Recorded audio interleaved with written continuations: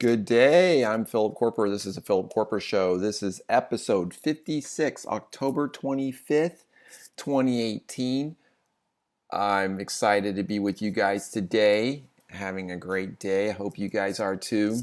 I want to lead off with the lead kind of story for the day are these suspicious packages were addressed in these manila envelopes with bubble wrap. It kind of looks like a little pipe bomb type of device.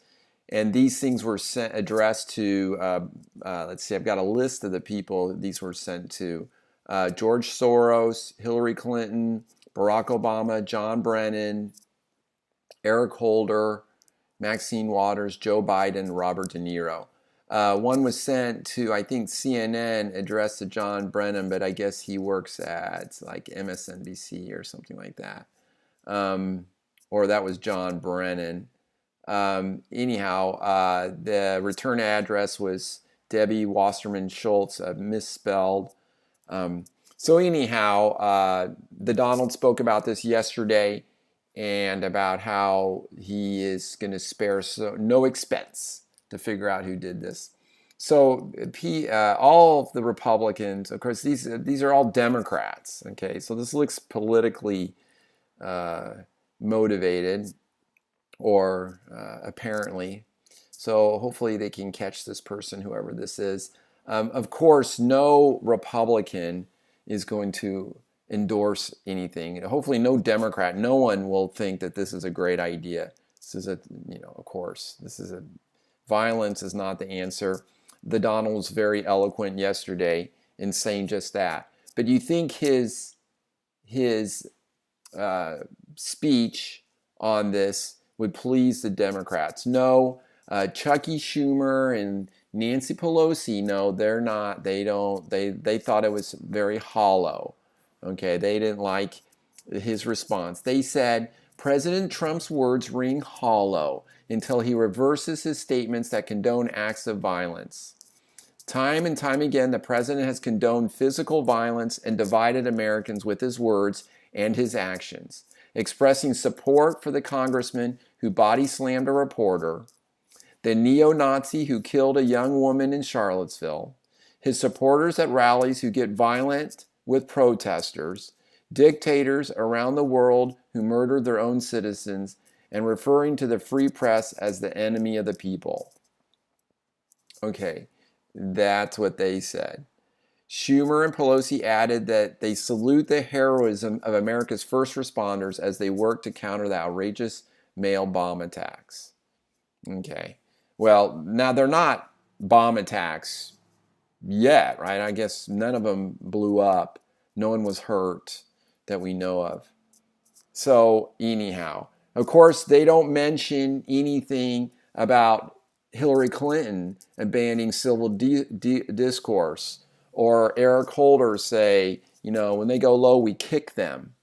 All right. Or or Maxine Waters going on, or that wide-eyed guy, the New Jersey senator, Cory Booker, No, there's rhetoric. Now, the Donald, he does like to joke about these things, but I totally disagree. And I refute all of these accusations that the Donald incites violence. He does not. When we chant at his rallies, lock her up, we don't want violence. We want an investigation of Hillary Clinton and all of her criminal wrongdoing. Okay? We think she's a criminal. Now, politically, we could probably leave HRC alone. But still, we know that the FBI did not do a thorough investigation of HRC at all. They didn't even look at her servers. It's unbelievable. Okay? So that's why we say lock her up. That's not a violent thing. Now, the Donald joked about the guy who body slammed a reporter. He joked about it. Okay, that's not inciting violence. Okay, he certainly did not support the person who ran into that woman. Okay, never. No, in Charlottesville, no way. All right. He does not encourage supporters to get violent in protest. Okay, he doesn't encourage dictators to murder their own citizens. Okay, Now, the free press can be the enemy of the people, okay? They can be. I think sometimes they are. I think the press sometimes is trying to tear down our country, try to change it into something that we don't want it to be. So here was a moment that Chucky and Nancy could have hopped on board with the Donald and just for civility purposes agreed with him on this. But no, they're going to disagree. And I know politically, your party's got to look different from the other party. You got to give your people a reason to vote Democrat. So the same reason that the Republicans are doing to vote Republican. Okay, there's gonna be a differentiation there. But anyhow, I think that's so hilarious. Let's talk about the mob a little bit. The lawless mob. This happened. There was another caravan. There was a caravan coming in April. Okay, but it was smaller and kind of fizzled out. So, the reasons why the left are saying that this caravan is different is that it spontaneously got going. Okay. Now, so it supposedly this caravan got started with 160 people in Honduras. Okay. But the person who's been attributed, what happened is one of the women was interviewed when they started walking out of Honduras. And they said that Bartolo Fuentes was behind this and that he was even going to pay for it. Bartolo Fuentes is a former legislator, and he's the host of a radio show on migration. And guess what the radio show is called? It's called Without Borders. Okay. And so the people supposedly who are leaving Honduras said that Fuentes was supporting this and paying for this. And that got more people to get on board. Because usually this trip from Honduras into the United States, you pay the coyotes like $7,000 to do this. They don't have $7,000. Okay, and so when they thought someone else was going to pay for it, even more people were joined up. They call this area the Northern Triangle, and it's one of the most dangerous parts in the world. Guatemala, Honduras, and the third El Salvador. This is a very dangerous place. I flew into Guatemala City years ago, and the day before, a bus leaving the airport was robbed in broad daylight. People with guns got on the bus leaving the airport. They stole all of the luggage of the tourists and went up and robbed them of all their personal possessions. Okay, so it's a little dangerous. All right, so no one's arguing that these countries are like S-hole countries, like the Donald said. I mean, these countries, they have a lot of problems, and the United States, I guess, gives them millions of dollars to try to fix some of these problems. So the president of Honduras right now is Presidente Hernandez, and he is a political rival of this Bartolo Fuentes. So many people are blaming Bartolo Fuentes in Honduras for causing this embarrassing exodus of Hondurans from their own country. So anyhow, these things have happened before. They become now, of course, the left will use this as a political tool. But of course, the Democrats are not, like I mentioned yesterday, they're not really talking much about this lawless mob. People say that these people are criminals because they're going to break into the United States. Well, they've already broken into Mexico. All right, so they're all criminals. There is an interview. Now, a lot of the media is saying, well, we don't have any evidence that any of them are criminals. They're really not even trying to interview them. I would love to go down there and interview these people. I lived in Mexico as a missionary for my church, the Church of Jesus Christ of Latter-day Saints. And I would love to interview these people. And so there was one, I overheard one guy was being interviewed and he said, yeah, well, some of them are criminals. Not all of them, but some are criminals. So technically they're all criminals because they broke into Mexico, but other violent criminals. DHS says there are violent criminals in there with criminal records. And there are also people who are not from Latino countries. So like the Middle East. So the left is saying we're using a bunch of fear here. You know, that Donald is saying we don't want this invasion, we're using fear. Well, of course we are. Politics is all about fear. Fear of losing your health insurance, fear of not having a retirement, okay? Fear of not being able to provide for your family, fear of your taxes going up, all right? We have lots of fears, okay? There's nothing new here. But most Americans are not going to sign on completely open borders. And then they call us racist because we want a wall at our southern border. That's just malarkey. Bill Clinton wanted a strong southern border. Barack Obama wanted a strong southern border.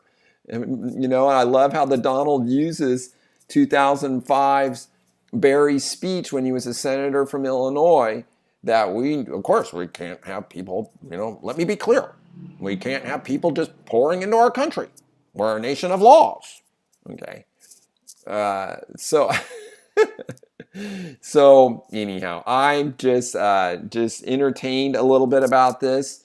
But, you know, if Donald needs some help building the wall, this kind of nonsense where a group of people from a different country just want to invade our country is ridiculous.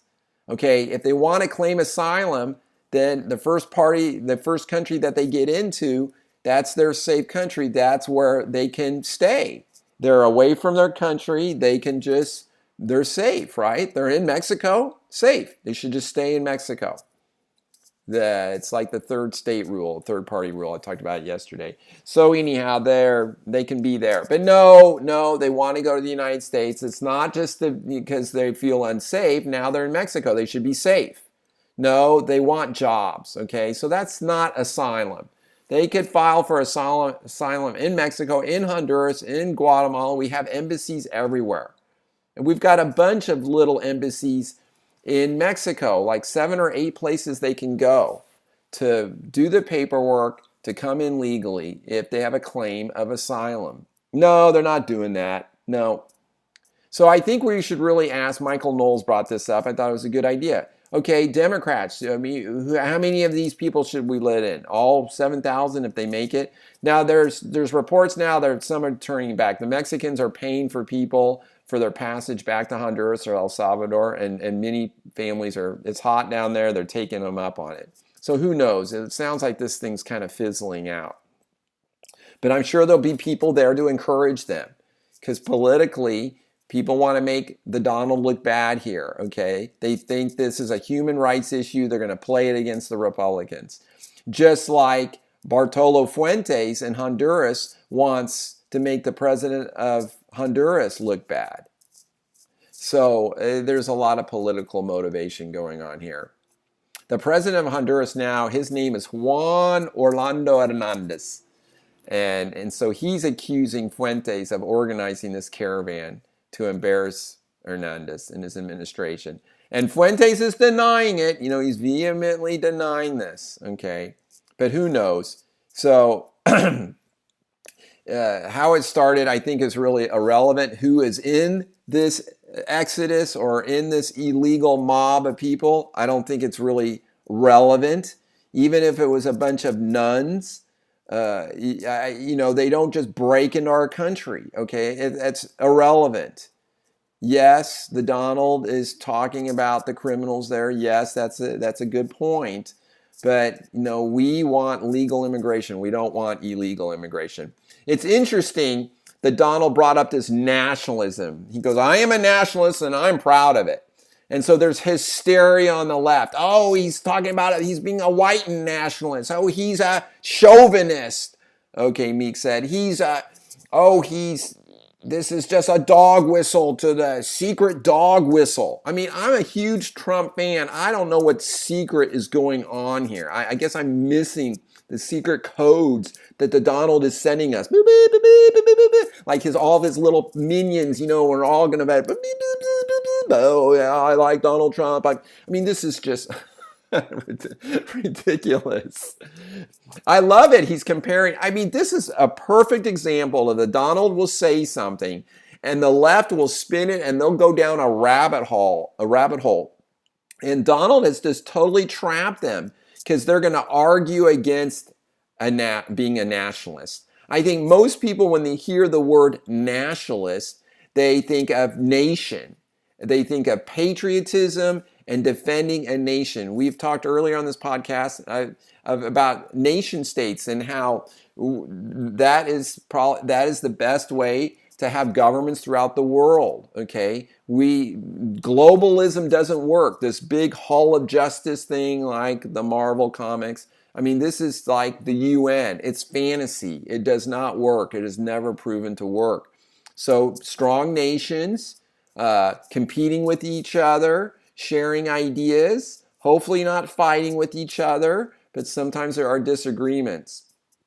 And so that Donald is comparing that to globalism, okay? And he's pitting them against each other. You've got globalism and then you've got nationalism and being a nationalist, okay? And he says he is president of the United States. He's going to work very hard to help follow the Constitution of the United States and not follow the constitutions of European countries like Barry brought up sometimes. And so he's going to do what is good for America. And really, with our principles, what's good for America should be good for other countries too. But it's going to be America first, all right? That's what he means when he says he's a nationalist, okay? Not a globalist. I mean, the point here is that when somebody loses their job in Detroit and they said, oh, well, we're building those cars in Mexico now, tough luck, or somebody, gets something stolen from them from an illegal alien, well, tough luck, there's nothing we can do about that. Or if illegal aliens are driving around in cars that are not insured and they run into you and there's no money to fix your car, tough luck. The Donald is really giving voice to a lot of Americans are really fed up with losing their jobs, the jobs going overseas, and they don't like that. And I do believe in competition in the free market, of course, all right? But fair trade needs to be fair, and I think the Donald is really focusing on that. And so he is looking after Americans first. So I think he's winning on this nationalist. So let the left argue that nationalism or being a nationalist is wrong. I think most Americans are going to go, what in the world are they talking about? So what, you're a globalist? You're mad that Donald's a nationalist? So most Americans, I don't think, are going to like that at all. So I think Donald once again will stand firmly by something and doesn't use political correctness and goes off. They're calling him like Hitler now, of course, again, because he's a nationalist. It's just retarded, okay? And it really makes them look bad. So speaking of that, Jim Acosta tweeted, Trump talked about the bombs sent to former public officials at his rally in Wisconsin, but once again, he didn't mention CNN. On top of all that, he criticized the media for coverage he doesn't like. And of course, he took no responsibility for his own rhetoric. So Jim Acosta just keeps and just keeps crying. I mean, is he reporting the news, or what is he doing? Is he a pundit or is he a reporter? What is going on? I mean, that's an opinion piece right there. Donald Trump Jr. retweeted that and posted, Jim, did you or your colleagues take any responsibility for your rhetoric in constantly calling my family racist and Nazis for 2 years when my wife actually opened an exploding envelope of white powder intended for me? What about when it happened to my brother? So I love it. Fight back. So the left is calling us racist and Nazis. I mean, these are dehumanizing types of ad hominem attacks. Okay, when you're discussing or debating an issue and you resort to just personal attacks against the other person, you're at the bottom of the barrel. Okay, if someone's name calling you, you've won the argument. Okay. So, I mean, what is Jim Acosta's point? I mean, what are we haggling about here? You really think that Donald is inciting riots and violence? I don't think so. No, he talks tough. And so, I give him a lot of credit for that. I heard yesterday about this Megyn Kelly story. I had not seen this on the news. This is really, truly amazing. Remember, Megyn Kelly worked for Fox News, and then she left and she went to NBC. So apparently she's got this is a Megyn Kelly show. Megyn Kelly Today is what it's called. And so she was talking about Halloween and what kind of outfits you can dress up in. And she was talking about dressing up, using like a black face or a white face for Halloween. So she was talking to this panel, okay, and she said, you do get in trouble if you are a white person who puts on a black face for Halloween, or a black person who puts on a white face for Halloween. Back when I was a kid, that was okay, just as long as you were dressing as a character. Okay, so then she apologized her. Okay, so she's talking about just mentioning, Halloween, and white people want to have darker skin, look like black people, and then black people putting white like makeup on to look like white people. This is what she was talking about. But apparently the left went absolutely bonkers on this. And so the very next show, her broadcast, she was all emotional.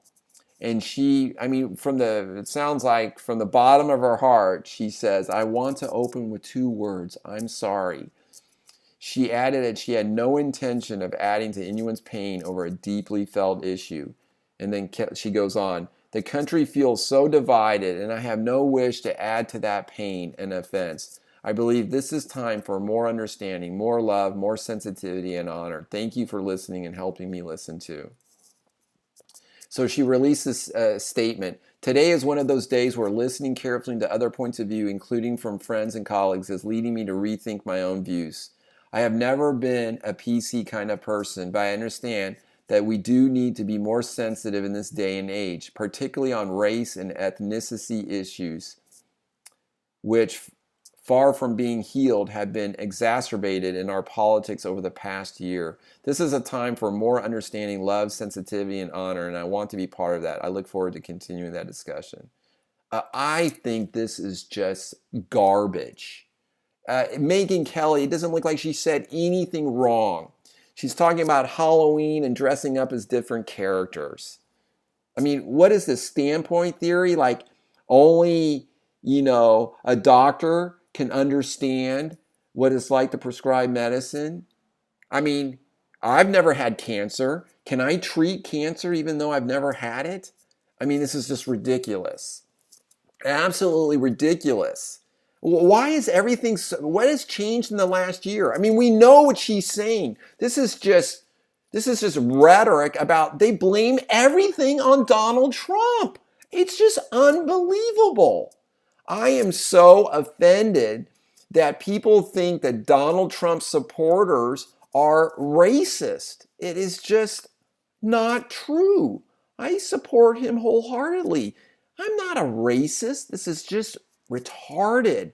This snowflake mentality. I think the reason why Donald is so popular is he's not PC. I mean, like Megyn Kelly used to be, I guess.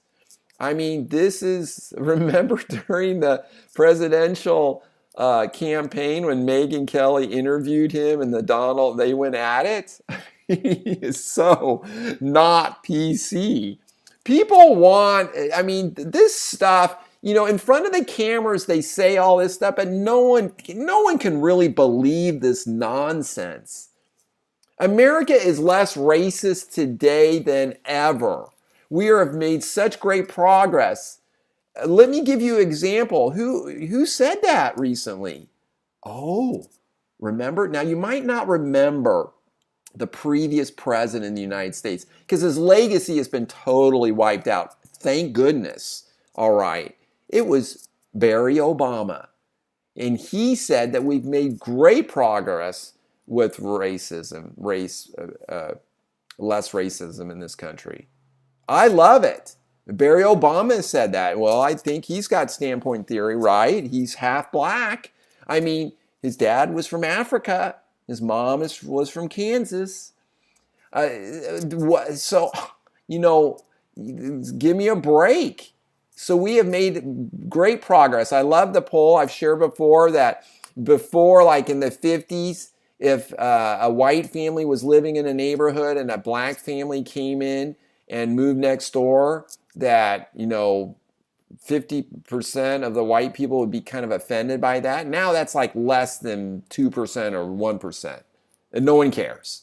Oh, a black family moves next to a white family, they don't care. I guess a black family and a white family moves next to them, they don't care. I mean, I love it.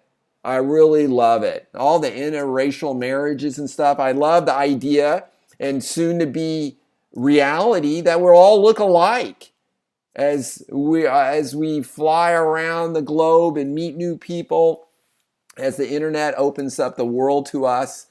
I mean, we're all going to look alike. There will be no more racism. The colors of our skin will all have the same color.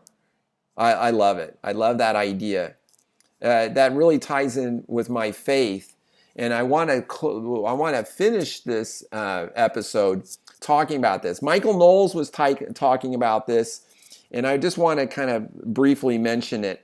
He was talking about a situation where a brother and a sister are like on a cabin. They're like 18 and 20, and they decided they want to have sex, and so they use birth control. Both of them do, and they have sex, and then they don't want to do it anymore. But there's supposedly no possibility in this thought experiment that they're going to have a child. I mean, is it okay for a brother and sister to have sex with one another? That was his point.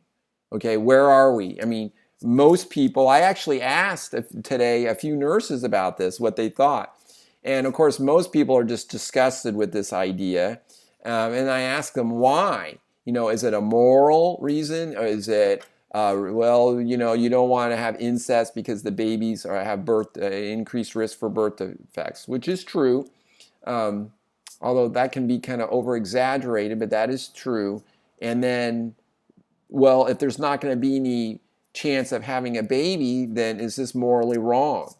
Okay, so is it illegal? I mean, I think some states, I'm sure this is illegal. I'm not quite sure. But morally, is it wrong? Well, from my faith, from my point of view, well, yes, this is wrong. I'm a member of the Church of Jesus Christ of Latter-day Saints. We believe that intimacy should be saved for marriage and only used within the bonds of marriage. So premarital sex is something that we just don't do. Okay, so the sex is to have children in a marriage and to also express love to your spouse. So that is what we believe, and we believe that comes from God. The scriptures will back us up on that, and that comes from God. And so this idea of incest for us is against the commandments of God. So it makes it really simple from a moral point of view for me, because I get my morals from my faith. But other people who don't have faith, then they're confronted with this and they really kind of just nilly it. Just make it up, spitball this, okay? And they just like, well, that's kind of gross and that's kind of yucky and whatever. I mean, I think this really brings up a point that if there's a lack of faith and a spiritual direction that people have, if they're not really in touch with God and knowing, what He wants from us and trusting in God that He knows more than we know, that the people can just be very lost in this life, and they're constantly trying to make up their mind if this is right or this is wrong, and they don't have any kind of guiding principles to live their life. And so anyhow, I think that's a thought experiment that reminds me of how important I'm so grateful in my life to have a spiritual compass, so I know that the difference between right and wrong. And I believe that everyone has that gift. Everyone can tell in their hearts, and we call that the light of Christ. Everyone can tell the difference between right and wrong. And then people know, for example, abortion, people know that's wrong. Now they try to justify it. They know it's wrong. People know that incest, narcolepsy, these other behaviors are wrong. People also know that homosexuality is wrong. People know that acting out like that is wrong.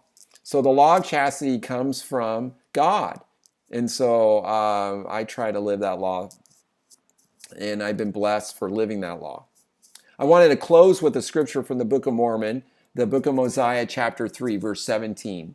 And moreover, I say unto you, that there shall be no other name given, nor any other way, nor means whereby salvation can come unto the children of men, only in and through the name of Christ, the Lord omnipotent.